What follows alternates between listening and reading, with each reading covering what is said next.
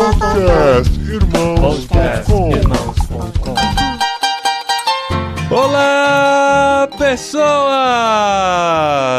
Podcastirmãos.com, Jetlag entrando no ar. Eu sou o Paulinho, estou aqui com o Gustavo Borges, que assim como eu, o máximo que conhece do Paraguai é entrar 200 metros para comprar muamba. Eu sou o Gustavo e estou aqui com o Daniel, um paraguaio falsificado. Podemos quase dizer isso, Gustavo. Bem, bom estar com você, meu nome é Daniel. E tô com o Paulinho, que eu descobri que é um amante do tererê, viu? Tem mais paraguaio metido no Brasil do que a gente pode chegar a imaginar. Um prazer estar com você.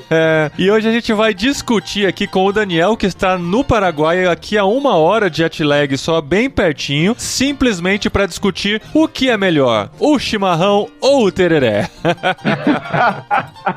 Vamos começar falando de erva hoje. Eu pensei que a gente ia falar sobre o evangelho, compartilhar a palavra. Muito bom, gente. Estamos aqui em mais um mês do nosso jet lag. E no jet lag, você já sabe, nós viajamos pelo mundo, pela internet, agora mais do que nunca, utilizando os recursos digitais para viajar pelo mundo, para conhecer profissionais cristãos que entenderam sua vocação, que entenderam que não estão lá por acaso, são brasileiros, na maior parte dos casos que fizemos até agora, são brasileiros que estão trabalhando transculturalmente em suas profissões. E hoje a gente trouxe aqui o Daniel para contar um pouquinho o que ele foi fazer no Paraguai, e a gente vai descobrir que não é tão recente não, viu? Faz bastante tempo que ele tá por lá. Por isso que eu disse que ele é um paraguaio, hein? Vamos ver.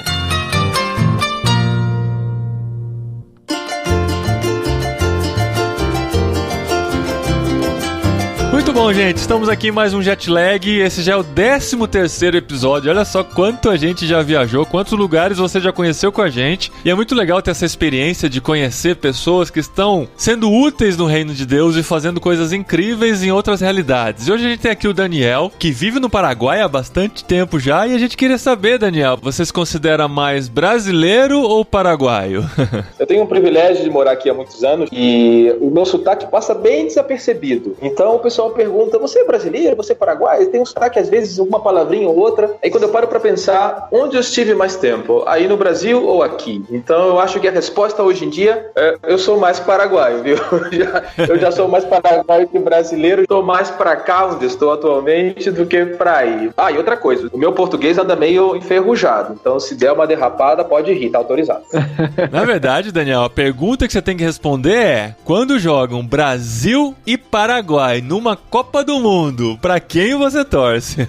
Pô, eu tenho um desafio. O desafio é primeiro que o Paraguai chegue na Copa do Mundo. Coisa que o Brasil tá acostumado a muitas Copas do Mundo. Mas quando chega o coração é verde e amarelo, nós acostumamos, damos o apoio moral, mas se tiver que ser, obviamente, vai pesar o coração do lado da bandeira verde e amarela. Não tem jeito, não tem jeito. É curioso isso, né? Por mais que você já esteja lá há bastante tempo, a sua origem, né, é o que define você pro resto da vida, né? Não tem como. E eu pesquisei aqui rapidinho, ó, o Brasil nunca jogou com o Paraguai numa Copa do Mundo, hein? Quem sabe na próxima, se tiver Copa do Mundo. E você hoje tá mais tempo no Paraguai, né? Como é que você chegou aí e por que você resolveu ficar? Essa é uma história interessante, né, Paulinho? Seguramente todas as pessoas entrevistadas e a vida da pessoa que mora fora do seu país tem diferentes transfundos, diferentes culturas e razões. No meu caso, vim com a minha família, isso é uma característica legal. Eu tinha 19 anos na época. Meu pai recebeu um convite para trabalhar aqui no Paraguai. Na época tinha um amigo dele que estava desenvolvendo um restaurante e meu pai, ele estava acostumado com essa parte de menus, de cardápios, de criar restaurantes, ele tinha experiência na área de comestíveis, então convidaram para que ele viesse montar o restaurante. Primeiro ele veio sozinho, depois veio com a minha mãe, viemos nas férias e esse processo foi de mais ou menos 6 a 10 meses. Foi bom, foi bacana, a pessoa que o convidou ficou muito satisfeita e meu pai voltou para o Brasil e essa mesma pessoa voltou a comprar um espaço e daí falou assim, olha, Décio, meu pai já falecido, falou, Décio, eu gostaria que você me ajudasse a montar esse segundo restaurante. Mas dessa vez eu gostaria que você ficasse para ser gerente, você cuidasse dos 2 empreendimentos. O que você acha de vir de Malicuia para o Paraguai? Nós já conhecíamos, obviamente com aquela vista de turista, de vir nas férias, tudo era diferente, idioma diferente, comida, clima. E meu pai voltou e falou, olha, me ofereceu novamente para voltar, mas agora é para ficar. Fizemos uma votação, como na minha casa era tradicional, levantar os braços e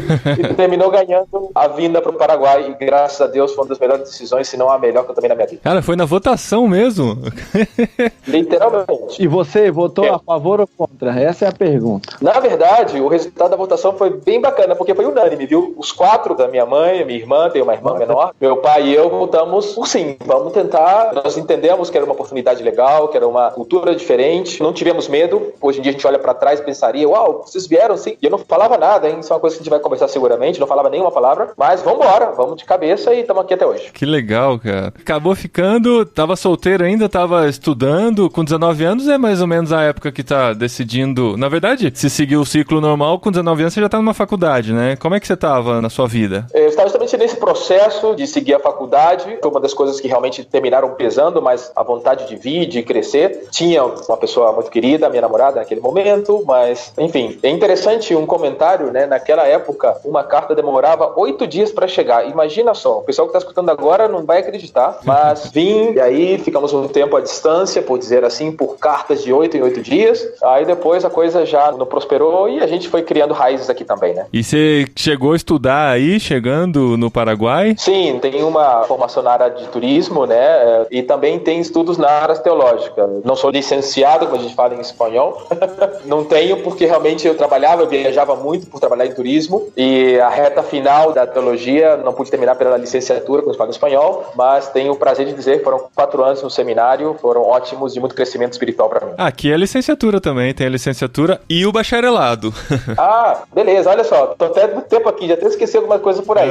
Licenciatura pra você poder dar aula, né? Você não chegou a concluir. Mas você já teve, assim, caminhamento aí, né? Quando você chegou aí, você já era cristão? Como é que aconteceu sua caminhada cristã? A minha relação com Cristo foi bastante simples, entre parênteses, quando a gente contrasta com grandes transformações. É aquela história de um cara pacífico, tranquilo, com uma família amorosa e carinhosa, mas entendi as minhas limitações e a minha necessidade de Deus na minha vida. Tenho o privilégio, de certa maneira, de dizer que eu nunca tive muitos vícios, mas eu entendi perfeitamente a minha necessidade de Deus na minha vida, de ter Cristo como meu Salvador. Eu encontrei no Brasil ainda, aos 17, 18 anos, um pouco antes de vir. Depois, quando cheguei aqui, nesse processo novo de desembarque no país, a gente termina também aprendendo a Bíblia, né? A gente está acostumado com a Bíblia em português, de repente, na minha vida entrou a Bíblia em espanhol, e hoje em dia é meu pão diário. Ou, como diz em espanhol, é mi pan diário.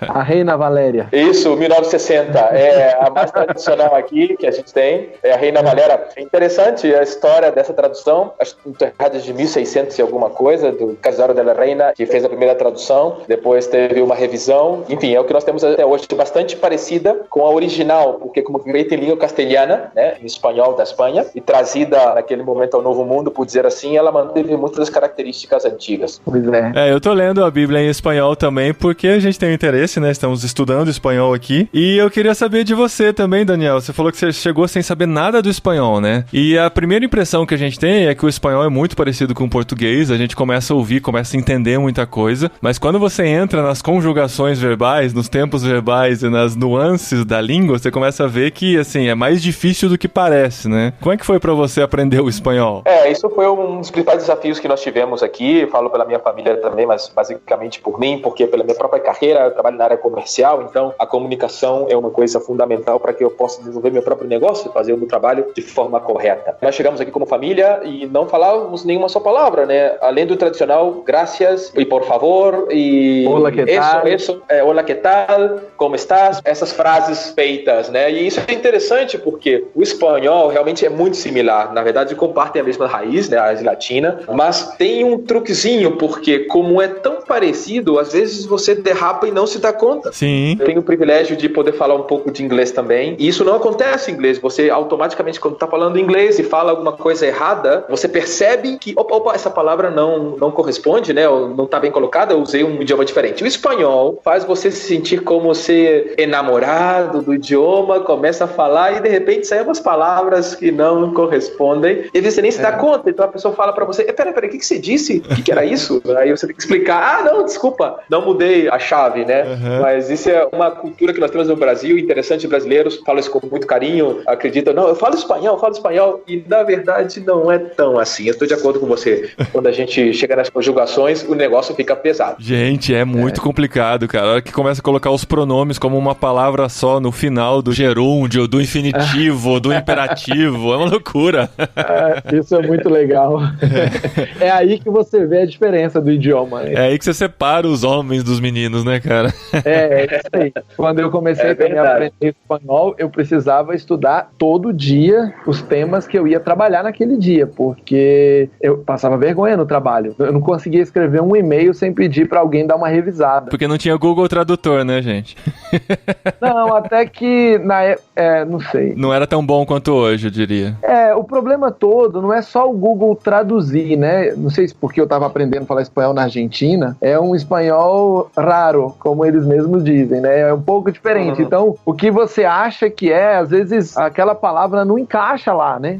Você vai usar um termo, e isso não tem jeito. Você estuda no seu país um idioma, quando você chega naquele país que você vai usar o idioma, você tem uma adaptação natural, não tem como você escapar, por conta da linguagem mesmo do dia a dia, das linguagens informais, do sotaque daquela regiãozinha específica. Então, se você tá na Argentina, em Buenos Aires, é um espanhol. Se você tá na grande Buenos Aires, é outro espanhol. Se você tá no resto da Argentina, é outro espanhol. Se você tá no resto do mundo aí, que é outro espanhol mesmo. A gente tá fazendo aula, né? Nosso professor, 2 horas por semana e tal. E eu tenho uma amiga chilena, né? Eu falei, eu vou praticar com a minha amiga chilena. Ele falou, pode praticar, vai ser importante. Mas se você entender o espanhol do chileno, você já tá num nível avançado. Porque eles falam muito rápido, o sotaque é muito forte.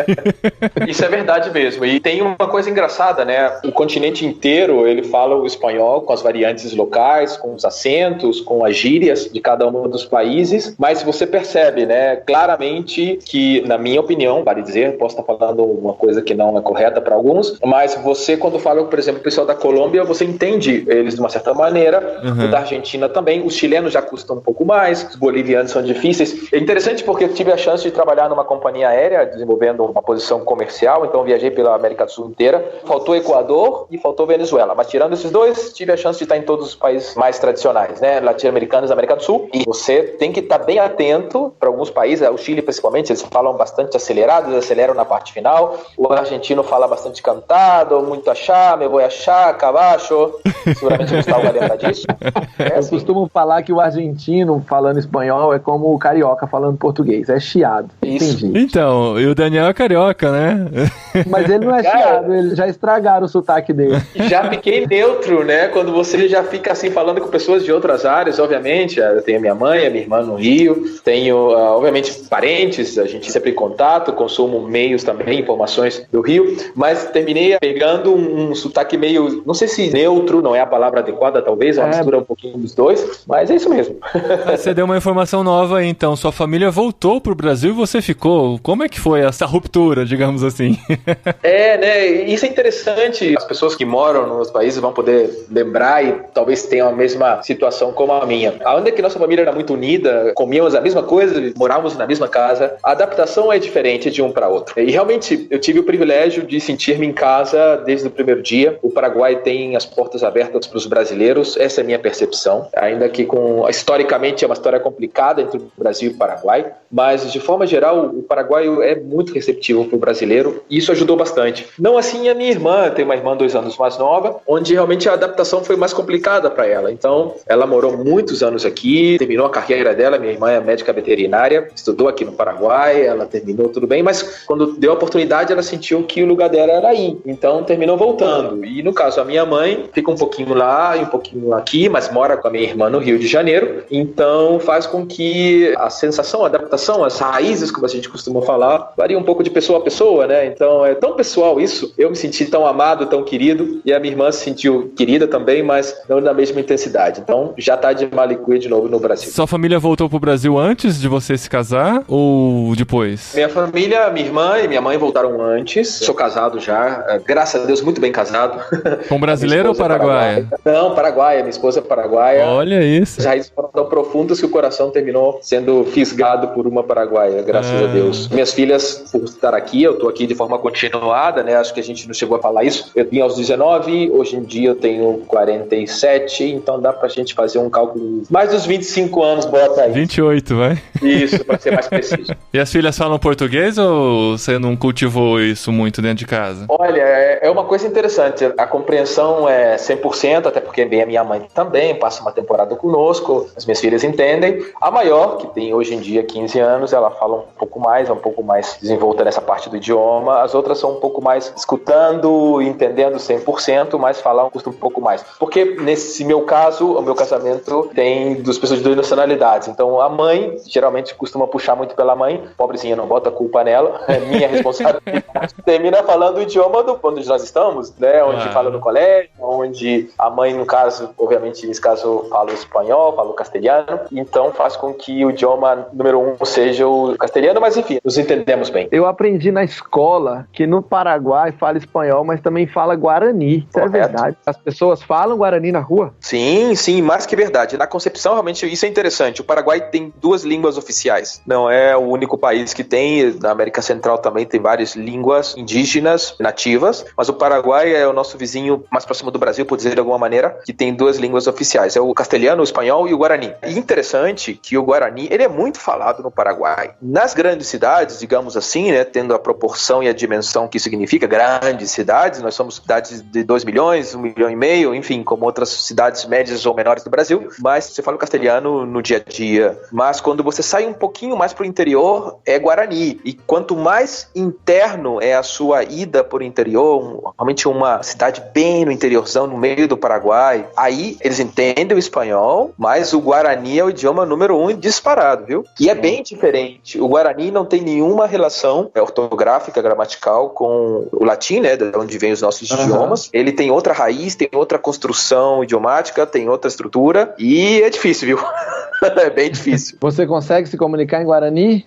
Eu uso aqueles truques, né? Aquelas palavrinhas soltas, aquelas frases feitas, essas coisas bem básicas aqui, né? Porque a minha esposa fala o guarani, né? Pela avó e pela mãe, mas não é o idioma número 1. Então, obviamente, ela entende. Até brinco com ela quando tem alguma entrevista, assim, de alguma pessoa na televisão. Ativa aí a tecla SAP, né? Pra ela poder fazer a tradução. Mas na TV tem entrevistas em guarani sem tradução? Sim, porque, por exemplo, quando houve, digamos, algum delito em alguma cidade, o entrevistador faz a pergunta em guarani, porque para o entrevistado, o guarani é o idioma número 1 dele. Então, ele fala, o que aconteceu? Aí ele começa a explicar, ele faz a pergunta em guarani e recebe a resposta em guarani. Eu costumo brincar, não sei se serve de referência àquelas pessoas que moram no Paraguai ou que já estiveram por aqui, talvez possa até rir, mas eu considero que mais ou menos funciona assim. Nós estamos na capital, em Assunção. Se a gente sai 2 horas de Assunção, tipo, indo pro Brasil, o espanhol vai perdendo força e o guarani vai subindo. E a 3 horas e meia, por dizer assim, no meio do Paraguai, o guarani é o idioma principal disparado. É mesmo. Que legal, cara. Olha, que curioso. E o povo? Você acha o povo mais parecido com o estilo brasileiro mesmo ou você vê diferenças acentuadas? Vejo bastante diferenças. O paraguaio, ele é um indivíduo bem, assim, tradicional. Ele se guarda muito. Não é desconfiado, talvez, essa palavra, mas ele primeiro quer te conhecer. Tem um processo, eu costumo brincar quando eu falo disso, se a gente fosse analisar como se fosse uma empresa, ele tem uma barreira de entrada muito alta, sabe? Você poder ser íntimo do cara, você tem que trabalhar, você tem que estar em cima, mas uma vez que você tá, essa barreira de entrada que foi muito alta, é muito alta para sair também, então ele passa a ser o seu amigo profundo, ele se preocupa por você, ele te chama, ele, ainda mais no ambiente da igreja, isso é uma característica bem interessante do paraguaio, ele é um pouco assim, recatado, um pouco tímido algumas vezes, mas tem um coração gigantesco e uma vez que ele te recebe, você come do prato dele, a geladeira dele é sua, não há problema. Isso é uma característica muito bacana. O paraguaio, ele é muito respeituoso, até muitas vezes, né?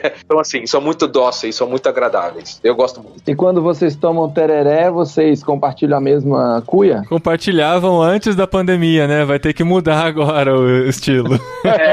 Você sabe que uma das coisas interessantes, com toda essa crise sanitária que nós estamos passando, o Paraguai, na verdade, hoje em dia é uma referência para o mundo e para a América do Sul disparado, junto com o Uruguai, os melhores países no combate ao Covid, mas isso é uma cultura, e inclusive, eu falava para minha esposa, cara, como é que a gente vai ficar agora? Porque, dá um exemplo para vocês, você chega num lugar, eles estão tomando tererê, né, ou tereré, como você estava falando, né, Paulinho? É muito comum, ainda mais se é próximo de você, a pessoa te oferece o que a gente chama a guampa, em espanhol, e la bombilla, que é a pessoa que está escutando e não sabe, é um canudinho de metal. A gente chama de bomba, né? A bomba, ok. A gente fala da bombilha, que chupa o líquido, né, o tererê, a erva, e ceder essa guampa e entregar pra você é uma demonstração de, putz, você é meu amigo, você é meu chapa, legal, olha aqui, senta aqui, que bom que eu tô te vendo. É uma demonstração social, cultural muito forte, mas agora já não é possível. Você vai na rua assim, você vê as pessoas, cada um com o seu termo, como a gente chama, né, que é onde a gente deixa a água com gelo. Isso é uma das coisas que essa situação sanitária vai modificar na cultura paraguaia. Isso veio pra ficar. É estranho pra gente. Certamente em outros países também vai acabar mudando a cultura, né? A minha esposa, Adriana, ela é do Mato Grosso do Sul, né? E foi lá que eu aprendi a tomar tereré. E é interessante essa cultura do tereré mesmo, né? Esse mesmo modus operandi acho que foi importado no Mato Grosso do Sul. Tem essa questão de só quem é chegado mesmo que vai compartilhar da mesma guampa e da mesma bomba. E também tem o fato de que se você está na roda e você recusa o tereré, você é mal visto pela roda. É como se você vai na casa de um mineiro e recusa um café, sabe? Exatamente. Agora entendi. Para a cultura paraguaia, essa recusa ainda ganha um contexto maior se você é estrangeiro, porque é como se, por exemplo, assim, eu sou paraguaio, do meu país, estou te convidando para tomar um tererê ou um mate, e você recusa, passa até aquela ideia assim, me dá a sensação de que você é melhor do que eu, por que você não quer tomar comigo, você se sente maior, melhor do que eu, aí você fica assim, caramba, eu tenho que tomar o tererê, seja, ofereceu aqui antes, né, antes era assim, ofereceu, tem que tomar, não tem jeito.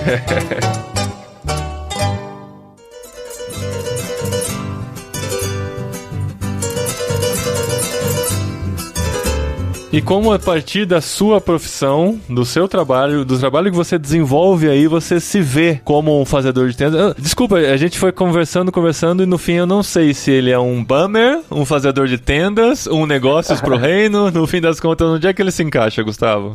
Nesse contexto que ele tá mais para paraguaio do que para brasileiro, né? Eu acho que os negócios que ele trabalha, as empresas e tudo, são mais considerados negócios pro reino, são negócios de paraguaios para paraguaios. Por mais que ele não seja um paraguaio. Mas eu entendo que hoje o Daniel está totalmente integrado à cultura paraguaia. Você me corrige aí, Daniel. E os seus sócios, muitas vezes, pelo que a gente já conversou antes, são sócios locais. Tem brasileiros às vezes, mas tem paraguaios. Então você desenvolve projetos empresariais normais e traz o cristianismo como parte da sua vida. Não é isso? Exatamente. Esse é o grande desafio. No meu caso, no crescimento profissional, eu sempre me desenvolvi em um ambiente não 100% cristão, ao contrário, a maioria dos meus trabalhos eles foram feitos em um ambiente onde tentava mostrar com toda a humildade e reverência que merece essa frase, que eu era cristão, que tem coisas que eu não compactuo e que existe um Deus que os ama, né? Então tive a chance de poder entrar em alguns trabalhos onde passei de ser uma referência ou até motivo de brincadeira a ser uma pessoa consultada em momentos de crise, o que não é para minha glória, senão que é para a glória de Deus, mas isso mostra que as pessoas estão sedentas disso, né? E com relação à nomenclatura, isso é verdade. Eu estou muito bem misturado com a cultura paraguaia. Eu tenho a capacidade de entender, depois de tantos anos, obviamente, a gente termina assimilando os costumes, as nuances do idioma ou algumas percepções de costumes que abrem portas, né? E isso é muito bacana. E sobre o que é os fazedores de tenda, eu acredito que existem oportunidades maravilhosas, porque temos um país gigantesco, não em números, mas em necessidades. Eu acho que poder mostrar uma vida ordenada, uma vida cristã estabelecida, apoiada em princípios cristãos para as pessoas no seu ambiente de trabalho,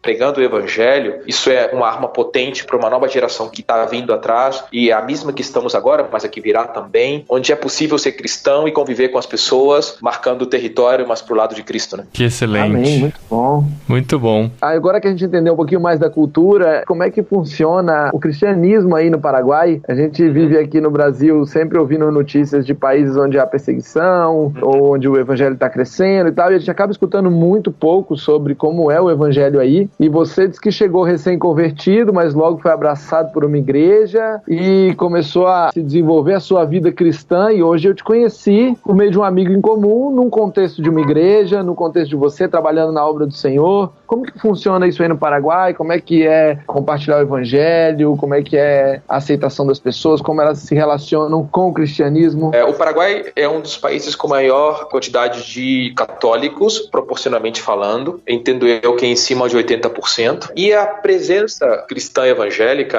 ela é bastante pequena. Alguns índices mostram 3 ou 4%, que pode, inclusive, ser considerado como um país não alcançado. Isso é uma coisa que às vezes chama a atenção. Aqui do nosso lado vizinho, né, e a presença cristã evangélica é uma porcentagem pequena.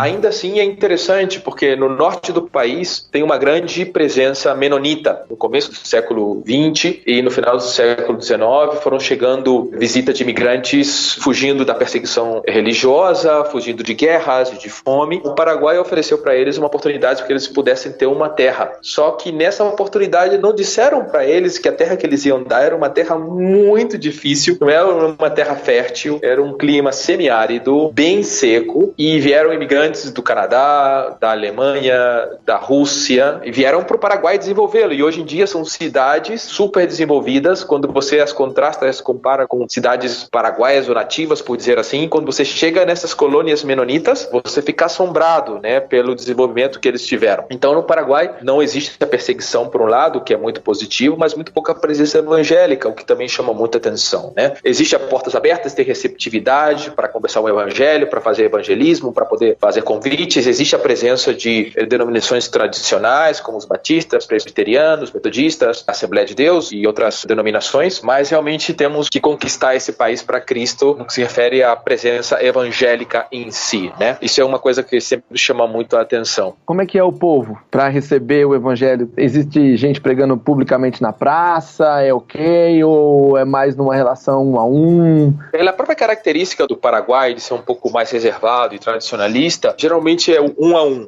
A gente entra nessa famosa ronda de tererê, ou nós somos convidados para poder falar do evangelho, onde nós conversamos, onde a gente fala o que nós acreditamos, o que nós praticamos. O Paraguai é bastante aberto, por não existir essa animosidade, a presença de um só Deus, por dizer assim, e é o Deus. Eles recebem bem o evangelho, obviamente com a presença católica bem arraigada, bem presente no país. Existem as tradições, os dogmas, as doutrinas católicas, mas de forma geral existe uma grande aceitação, porque o evangélico no Paraguai, ele foi associado, o crente, ele foi associado a uma pessoa de bem. É interessante isso. Existe uma cultura general, uma imagem geral, desculpa falar com o espanhol, uma imagem geral mental de que o evangélico é um cara correto, é uma pessoa que é de bem, ele não tem costumes estranhas, ele é respeituoso, então tem uma aura de cuidado, de um perfil que faz com que isso seja feito, né? Por outro lado, existe também, obviamente, a pressão, no caso da Igreja Católica, é bastante presente. Eles têm muitas paróquias, têm várias igrejas, são ativos, algumas delas, mas de forma geral existe uma grande abertura para falar do evangelho, a palavra por si só, né? Eu conheci até hoje apenas um missionário paraguaio. Ele é um missionário que faz um trabalho sensacional nas montanhas do Himalaia com produção de produtos lácteos e tal. Ele é um empresário e missionário, um fazedor de tendas, bummer, e ele acaba viajando por muitos lugares para promover esse modelo missionário. E eu te conheci também, Daniel, por conta de pessoas que estavam indo aí para o Paraguai para promover esse modelo missionário do fazedor de tendas, que é esse modelo que a gente acaba trazendo sempre na nossa conversa aqui no Jetlag, que é como a gente consegue integrar a nossa fé, são ferramentas, né, para a gente integrar a nossa fé no nosso dia a dia, na nossa cultura, no nosso trabalho. Como que você vê esse ministério chegando aí no Paraguai como um apoio e como você vê os paraguaios saindo com esse ministério, já que você acabou se envolvendo um pouco com esse assunto aí, um pouquinho no começo desse ano? Não, realmente é um ministério maravilhoso. Existe no Paraguai uma das coisas que nós lutamos como cultura, me incluo também, depois de tantos anos aqui, é uma cultura contra a corrupção, né, que é o mal que acomete a sociedade no Brasil e outros países também, mas o Paraguai também sofre muito com isso. E poder ter uma vida digna, poder ser uma boa referência, desenvolver esse testemunho de uma vida entregue para Cristo, faz com que você possa falar de Deus, falar de Cristo para as pessoas. Existe uma abertura, existe uma sede de uma vida mais ordenada e uma vida com um propósito, né, que é o que nós estamos buscando aqui. Então, uma das coisas que me chamou a atenção, conversando com a nossa amiga em comum, me chamou a atenção esse foco, né, em poder comentar do evangelho no seu lugar de trabalho, trabalho, na sua zona de influência, trabalhando com as pessoas num ambiente não necessariamente 100% cristão, onde você possa pregar o evangelho de formação, de forma adequada. Eu acho que existe bastante fome para isso. Eu acho que existe um espaço importante. Existem alguns esforços de algumas igrejas, de algumas organizações, em sanar e lutar contra a corrupção, de ter uma nova geração de paraguaios e paraguaias que tenham essa doutrina no fundo do seu coração, que elas possam fazê-lo, que aceitem que existe um propósito para as coisas, né? Que nos toca poder descobrir qual é e que Deus tem um plano bem específico para cada um de nós. Então, a abertura existe, né? Como eu te falei, temos a grande virtude de poder, no meio de um café ou numa roda de tererê, no caso, cada um com o seu, mas com um bom mate também, nos dias de frio, poder falar de Cristo. Isso não é nenhum impedimento. E existe espaço para isso, ainda mais no ambiente de trabalho. Isso é uma verdade e uma oportunidade fantástica. Eu tô terminando o podcast sem saber direito o que o Daniel faz da vida. Eu sei que ele se formou em turismo e quase completou teologia, mas hoje você não tá em nenhuma dessas áreas especificamente, né? Não, difícil resposta, porque na verdade se você perguntasse pra mim o que você faz, eu sem nenhuma vergonha, acredito eu que eu falo, eu sou um vendedor, eu tenho o privilégio de poder vender, essa é a minha raiz, eu cresci pra isso, eu me esforcei pra isso, eu vendi diferentes coisas na minha carreira profissional, como eu comentei pra vocês, eu fui encarregado comercial, diretor de uma companhia aérea, então eu vendia lugares no avião, né, assentos, ou como a gente fala em espanhol, butacas. Olha, vendi seguros, vendi tecnologia, fui business manager de uma empresa de tecnologia, sempre na área de comércio, na área de vendas, essa é a área onde eu me desenvolvi. E atualmente tenho minha consultora de negócios locais, onde nós orientamos empresas no seu desenvolvimento de novas marcas, de desembarque de produtos, de inovações. Estou muito dedicado a um projeto já há quase um ano. Estamos desenvolvendo a área de uma fintech hoje em dia, que é uma coisa que no Brasil está muito presente no dia a dia dos brasileiros, vale a redundância,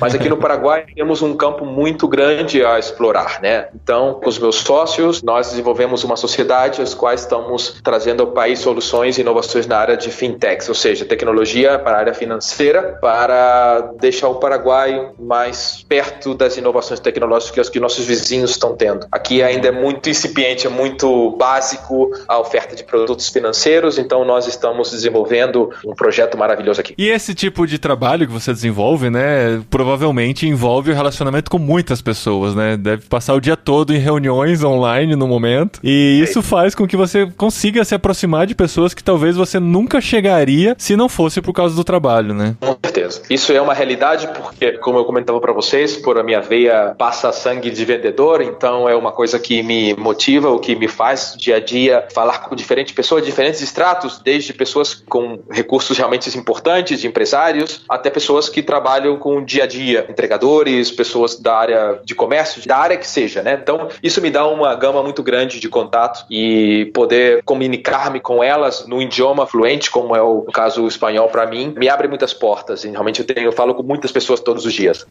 Muito bom, Daniel. A gente tem muita curiosidade de conhecer nossos países vizinhos e saber que estamos tão próximos e ao mesmo tempo tão distantes, né? A gente tem muito mais informação de países ao redor do mundo e de outros continentes do que dos nossos vizinhos. Foi muito legal conhecer um pouquinho mais do Paraguai, do seu trabalho, do que você tem desenvolvido por aí, de como Deus tem te usado nesse país que precisa tanto do evangelho, né? Você aí como luz e testemunhando de Cristo nesse lugar. Muito obrigado pelo seu tempo, viu? Obrigado a vocês pelo convite. Eu gostaria de fazer um novo convite a todas aquelas pessoas que estão escutando o áudio para que conheçam nossos maravilhosos vizinhos latinos, né? Temos países maravilhosos, eu falo muito pelo pai. Pra vocês terem uma ideia, de São Paulo é 1h40 de voo, tem voo direto desde São Paulo. Então, de qualquer parte do Brasil, chegando em São Paulo, dá para vir de forma direta. E é um povo maravilhoso, pessoas agradáveis. A capital, Assunção, é considerada uma das capitais com o melhor custo para os visitantes estrangeiros. Como eu falei, trabalhei em turismo mais de 15 anos, na verdade. Uma das principais speeches que a gente falava é isso, porque quando você vai em outros países, como no Chile, por exemplo, que é um país maravilhoso, mas tem um nível de vida alto, você está num bom restaurante, sai uma fortuna. Aqui no Paraguai, você vai num restaurante tão bom quanto, ou talvez melhor, e você paga menos da metade. Existem cadeias de hotéis de primeiro mundo. Pensa que aquela marca está aqui também. Gente, abramos nossa vista, né? Temos vizinhos maravilhosos ao Brasil. Existe necessidade de trazer o evangelho e nós brasileiros somos muito bem recebidos. Talvez o brasileiro não reconheça isso, somos muito bem recebidos. No mundo todo. Isso é muito legal. Ser brasileiro abre muitas portas. Então, assim que a gente puder viajar de novo, né? Vai primeiro pro Paraguai e depois conhece aí toda a nossa América do Sul aí, que tem muita coisa boa para conhecer. A gente tá, inclusive, inclusive já planejando ter outros jet lag aqui na América do Sul. Próximo mês nós devemos voltar para a Europa e aí acho que no outro a gente volta aqui para a América do Sul. Vai ficar cara essa ponte aérea aí, mas vamos lá, né? Vamos lá, mês que vem na Europa, se tudo der certo. Até o mês que vem então, e mais um jet lag. Valeu, gente!